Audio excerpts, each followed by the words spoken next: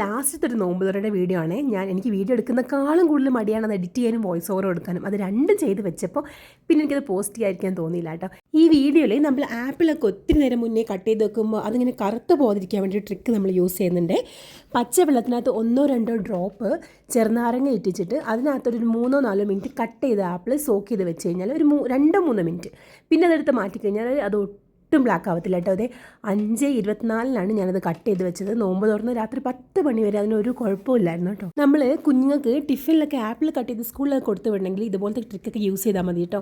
നമ്മൾ ഈ കാറ്ററിംഗ് സർവീസിലൊക്കെ കല്യാണത്തിനൊക്കെ പോയി കഴിഞ്ഞാൽ ചിലപ്പം ഇതുപോലെ ഫ്രഷ് ആയിട്ട് ആപ്പിൾ കുറേ സമയം ഇരിക്കുന്നത് കാണാം. അവരൊക്കെ ഈ ട്രിക്കാണ് യൂസ് ചെയ്യുന്നത്. ഇനി എൻ്റെ ഗുണവും മേന്മയൊക്കെ നഷ്ടപ്പെടുമെന്ന് ചോദിച്ചാൽ അതിനെക്കുറിച്ചൊക്കെ പഠിക്കേണ്ടിയിരിക്കുന്നു. എനിക്ക് കൂടുതൽ അറിയില്ല. അപ്പോൾ ഇന്ന് നോമ്പ് തുറക്കാൻ വേണ്ടിയിട്ട് നമ്മൾ വത്തക്ക വെള്ളവും കൂടെ തന്നെ ഇറച്ചിക്കേക്കുമായിട്ട് ഉണ്ടാക്കിയത്. ഇത് ഞാൻ ആദ്യമായിട്ടാണ് കഴിക്കുന്നത്. നല്ല അടിപൊളി ടേസ്റ്റ് ആയിരുന്നു കേട്ടോ. എൻ്റെ സിസ്റ്ററാണിത് ഉണ്ടാക്കിയത്.